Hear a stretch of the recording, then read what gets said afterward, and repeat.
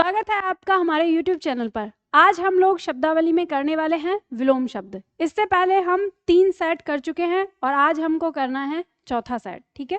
और यह है शब्दावली हम कर रहे हैं शब्दावली बुक से। चलिए हम लोग शुरू करेंगे। तो यहाँ पर पहला सेट पहला शब्द हमारे सामने आता है औदार्य। औदार्य शब्द का अर्थ होगा उदारता से, ठीक है, उदार होना। औदार्य का विलोम हो जाएगा अनौदार्य। अनौदार्य मतलब कठोरता या कहें जो कठोर हो, यानी जो उदार ना हो, जिसके अंदर दया ना हो। तो औदार्य का विलोम हो जाएगा अनौदार्य। अगर हम इस शब्द की बात करें तो यह शब्द हमारा बना है उदार शब्द में हमने यह प्रत्यय जोड़कर बनाया है, ठीक है। यह प्रत्यय जोड़ने से शब्द बना औदार्य।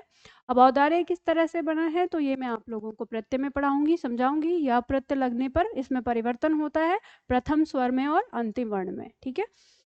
चलिए अगला शब्द है धनवास। धनवास कहते हैं अमीरी को या अमीर होना, या जिसके पास सब कुछ हो, धन संपदा हो, सुख संपत्ति हो, उसको धनवास कहते हैं। इसका विलोम हो जाएगा अकिंचन। अकिंचन का अर्थ हो जाएगा जिसके पास कुछ भी ना हो या गरीब होना। आगे शब्द है मौलिक। मौलिक शब्द का अर्थ होता है मूल रूप, ओरिजिनल, जो मूल रूप में है, यानी जैसा उत्पन्न हुआ है वैसे। इसका विलोम हो जाएगा अनुदित। अनुदित बड़ा ऊ रहेगा, ठीक है, ध्यान रखना। अनुदित जिसका अर्थ हो जाता है अनुवाद किया हुआ या जिसको परिवर्तित किया गया हो मूल रूप से, ठीक है। चलो आगे शब्द आता है हमारा स्वतंत्रता पूर्वक। स्वतंत्रता पूर्वक यानी जो आजाद हो, यानी आजादी के साथ। इसका विलोम हो जाएगा दास्ता पूर्वक। दास्ता पूर्वक मतलब गुलामी के साथ, ठीक है। आगे शब्द दिया है गुरुता। गुरुता कहते हैं बड़प्पन को। बड़प्पन यानी महानता। इसका विलोम हो जाएगा लघुता। लघुता मतलब छोटापन, ठीक है, छोटापन, लघुता। आगे शब्द आता है सशक्त। सशक्त कहते हैं जो जिसको मतलब शक्ति हो या जो अपने ऊपर निर्भर हो, सशक्त है तो शक्ति से युक्त या शक्तिवान कह सकते हैं। इसका विलोम हो जाएगा अशक्त। अशक्त कहेंगे जिसके पास शक्ति ना हो या शक्तिहीन कह सकते हैं। तो सशक्त यानी शक्ति के साथ और अशक्त शक्ति जहां ना हो। आगे शब्द आता है अगला सन्यासी। सन्यासी उसे कहते हैं जिसने सन्यास धारण कर लिया हो, यानी वह व्यक्ति जिसने सन्यास धारण कर लिया हो। इसका विलोम हो जाएगा गृहस्थ। गृहस्थ का मतलब होता है वह व्यक्ति जो घर परिवार में लगा हुआ है। आगे शब्द है थोक। थोक का विलोम होगा फुटकर। अब फुटकर का अर्थ होता है थोड़ा थोड़ा करके, थोड़ा थोड़ा, ठीक है। और थोक होता है एक साथ, इकट्ठा, बहुत ज्यादा। जैसे कहते हैं थोक की दुकान, मतलब जहां से ज्यादा चीजें एक साथ ली जाती हैं, और फुटकर जहां थोड़ा थोड़ा लिया जाता है, ठीक है। आगे शब्द है धृष्ट। धृष्ट का अर्थ होता है दुष्ट, ठीक है। धृष्ट माने दुष्ट होता है। इसका विलोम हो जाएगा विनम्र या विनीत, ठीक है। विनम्र या विनीत शब्द आ जाता है। विनम्र मतलब जिसमें नम्रता हो, ठीक है, विनम्र हो। आगे शब्द आता है हमारा भूगोल। भूगोल का विलोम हो जाएगा खगोल। ध्यान रखना, भूगोल वह शास्त्र जिसमें पृथ्वी से संबंधित अध्ययन किया जाता है, ठीक है। और इसका विलोम है खगोल, वह शास्त्र जिसमें ब्रह्मांड से संबंधित अध्ययन किया जाता है, ठीक है। आगे शब्द आता है विधि। विधि का विलोम है निषेध।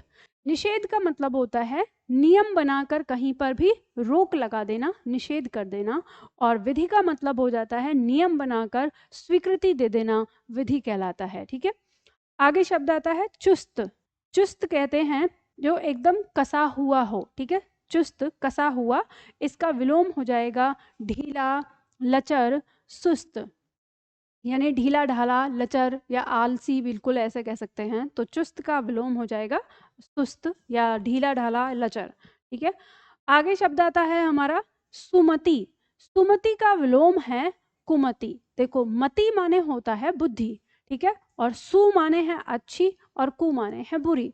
तो हम कह सकते हैं सुमति मतलब कि अच्छी बुद्धि और कुमति मतलब बुरी बुद्धि, ठीक है। आगे शब्द आता है ह्रास। ह्रास कहते हैं किसी भी शब्द का किसी भी चीज का गिरावट होना, या किसी भी चीज की गिरावट जब हो रही है तो उसे ह्रास कहते हैं। कमी आना, ठीक है, क्षय होना ह्रास कहलाता है। इसका विलोम हो जाएगा विकास या वृद्धि। किसी चीज में बढ़ोतरी होना, किसी चीज का विकास होना, किसी चीज में वृद्धि होना, ये इसका विलोम हो जाता है ह्रास का। आगे शब्द है अभिशाप। अभिशाप कहते हैं किसी को बुरे वचन कहना या किसी को बुरा बोलना, किसी के लिए बद्दुआ देना आदि अभिशाप कहलाएगा। इसका विलोम हो जाएगा आशीष। आशीष मतलब आशीर्वाद, किसी के लिए अच्छा वचन बोलना, अच्छी बातें बोलना आशीष हो जाता है। आगे शब्द आता है उपादेय। उपादेय का अर्थ हो जाएगा जैसे किसी चीज को ग्रहण करने योग्य, जो ग्रहण करने योग्य होता है उसको कहते हैं उपादेय। इसका विलोम हो जाएगा अनुपादेय। अब ये उपादेय में अनु लगा हुआ है तो यानी बेकार, या कहें जो ग्रहण न की जा सके, जिसे ग्रहण न किया जाए, अनुपयोगी कह सकते हैं, ठीक है। तो उपादेय हो गया ग्रहण करने योग्य, और अनुपादेय हो गया जो बेकार हो, जिसे ग्रहण न किया जाए। आगे शब्द है परमार्थ। परमार्थ कहते हैं किसी दूसरे के लिए किया गया कार्य, ठीक है, परमार्थ। इसका विलोम हो जाएगा स्वार्थ। स्वार्थ का मतलब जो स्वयं के लिए किया गया कार्य, अपने लिए किया गया कार्य, ठीक है। आगे शब्द आता है स्थिर। स्थिर कहते हैं जो एक जगह रुका हुआ है, एक जगह स्थिर है, उसे स्थिर कहते हैं। इसका विलोम हो जाएगा अस्थिर, जो एक जगह स्थिर नहीं है या चलायमान कह सकते हैं, ठीक है। आगे शब्द आता है हमारा संयोग। संयोग का मतलब होता है किसी भी चीज का मिलना, मिलन कह सकते हैं। इसका विलोम हो जाएगा वियोग। वियोग मतलब बिछड़ जाना, अलग अलग हो जाना। आगे शब्द आता है वैभव। वैभव का मतलब होता है धन संपदा से भरा हुआ, यानी शानो शौकत कह सकते हैं। कह रहे उसके घर में तो बहुत ही वैभव है, मतलब वो धन संपदा से युक्त है। इसका विलोम हो जाएगा पराभव। पराभव का मतलब जिसके पास कुछ भी ना हो, गरीब हो गया हो, सब कुछ नष्ट हो चुका हो, पराभव कहते हैं। तो वैभव का विलोम पराभव हो जाएगा। आगे शब्द है महात्मा। महात्मा यानी कोई अच्छा व्यक्ति है, उसके लिए हम महात्मा शब्द का प्रयोग करते हैं। इसका विलोम हो जाएगा दुरात्मा। दुष्ट आत्मा यानी बुरा व्यक्ति, उसे हम दुरात्मा कह देते हैं, ठीक है। आगे शब्द आता है हमारा स्मरण। स्मरण का मतलब होता है याद रखना, याद करना, स्मरण कहलाता है। इसका विलोम हो जाएगा विस्मरण। विस्मरण मतलब भूल जाना, जब कोई किसी चीज को भूल जाता है विस्मरण कहलाएगा, ठीक है। आगे शब्द है सूक्ष्म। सूक्ष्म यानी छोटा सा, बहुत ही महीन बारीक। सूक्ष्म का विलोम हो जाएगा स्थूल। स्थूल मतलब विशालकाय या बड़ा, बहुत बड़ा, ठीक है। आगे शब्द है आगामी। आगामी कहते हैं आने वाला, यानी आने वाले समय में जो होने वाला है आगामी। इसका विलोम हो जाएगा विगत। विगत मतलब बीता हुआ, जो बीत चुका है या जो समाप्त हो चुका है। आगे शब्द आता है हमारा प्रधान। प्रधान का मतलब होता है मुख्य, विशेष, महत्वपूर्ण, ठीक है। प्रधान या मुख्य, विशेष, महत्वपूर्ण। इसका विलोम हो जाएगा गौण। गौण का मतलब होता है कम महत्वपूर्ण होना या कम प्रधान होना, ठीक है। आगे शब्द है विशेष। विशेष कहते हैं जो अलग से हो, स्पेशल हो, कुछ अनोखा हो, नया हो, ठीक है, विशेष। इसका विलोम हो जाएगा साधारण। साधारण मतलब कॉमन, सामान्य सा, जिसमें कोई विशेषता ना हो, ठीक है। आगे शब्द आता है संधि। संधि का मतलब होता है जोड़। किन्हीं दो चीजों को जोड़ना ही संधि कहलाता है। इसका विलोम हो जाएगा विच्छेद या विग्रह, दोनों में से कोई सा भी आ सकता है। विच्छेद या विग्रह का मतलब होता है अलग करना, टुकड़े में कर देना, ठीक है। आगे शब्द आता है हमारा ओजस्वी। ओजस्वी का मतलब होता है ओजपूर्ण, या जिसमें प्रभाव हो, प्रभाव डालने वाला ओजस्वी कहलाता है। इसका विलोम हो जाएगा निर्जस्वी। निर्जस्वी मतलब जो जिसका कोई प्रभाव ना पड़ता हो, प्रभावहीन कह सकते हैं, ठीक है। आगे शब्द है गत्यात्मक। गत्यात्मक का मतलब होता है चलायमान। चलायमान यानी जो चलता रहता हो हमेशा।